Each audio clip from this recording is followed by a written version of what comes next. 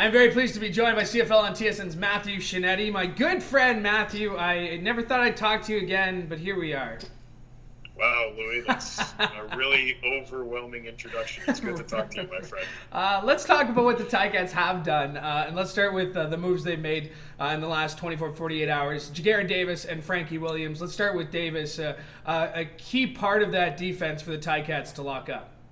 Yeah, defensive continuity has certainly been something that Hamilton has really strived for ahead of free agency, and I think when you take a look at everything that Sean Burke has done in that personnel role, he's given Mark Washington, the defensive coordinator, and Orlando Steinauer all the pieces they need. Also, to bring back Frankie Williams, as you mentioned, is a huge coup as well, because the Ticats were the first in the East last year, and knowing as well as you do how much this team wants to get back to the Grey Cup in Regina in 2020, to bring all the pieces back that were so dominant last year, especially on that defensive line, is so huge. Jagger Davis as well. I mean, second in the league last year in sacks. There was the Willie Jefferson sweepstakes that we, Ticats Argos lost out on as he stays in Winnipeg. But when you look at that kind of defense that the Ticats are working with, is there something that you think that maybe they'll be looking for today? I obviously think that Dylan Wynn is and where he goes and what happens with him is very interesting. He, I think, developed quite a lot in that Mark Washington defense. And with Jagger Davis getting so much attention off the edge, I think it also benefited Dylan Wynn as well.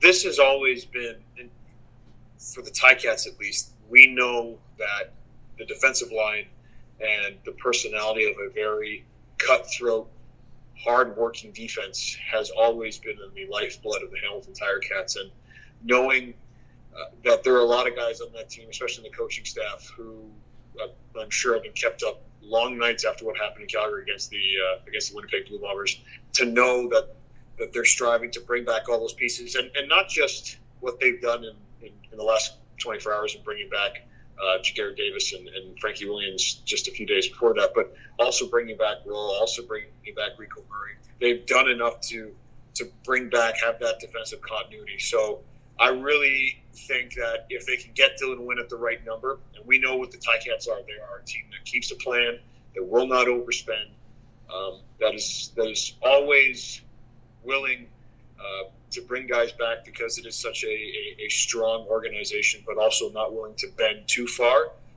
I think it really is in the personality of the team not to overextend today. Tunde Adeleke, another name we could throw in there on the defense absolutely. of guys that they've re-signed. Looking what the teams have done around the league, obviously, the Argos literally from top to bottom, making a lot of changes with new GM Pinball Clemens, new head coach Ryan Dinwiddie, new quarterback Matt Nichols. Other teams are doing stuff. Obviously, Montreal. Are the Ticats still the team in the East that other teams are looking at, being like, okay, we got to get through them to get to the Grey Cup? With or without Willie Jefferson coming to Hamilton, the Hamilton Tiger Cats are, I think, on the top of everyone's list as the favorite in the East. This was a team, continuity, I don't mean to reuse it over and over again to just simply be repetitive. Everything the Ticats have done has led up to this point. Everything that they've done to build a culture has led up to this point where, and we saw it back in 13 and 14 as well, a team that just grew from strength to strength.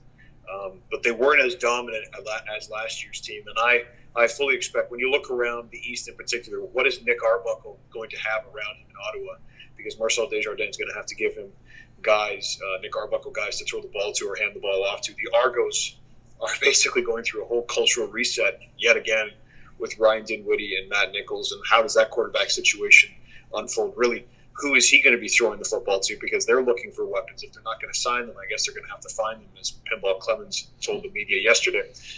And as much as there's so much energy and anticipation and excitement around the Montreal Alouettes, you have to think that they are still growing, because where they are right now is where the Ticats were a few years ago, and it takes time to build a winning culture. Look at Winnipeg. It took them 6-7 years to finally win a Grey Cup, and no team has set that standard, much like the Calgary Stampeders, and it took them time to build a culture as well. So all those things considered in the East right now, knowing that Montreal does have an upward trajectory, knowing that Ottawa's really trying to build with Nick Arbuckle, knowing the Argos are really trying to build with Ryan Dinwiddie as head coach, you have to think that the Ticats right now have set the standard and are going to set the pace of the East.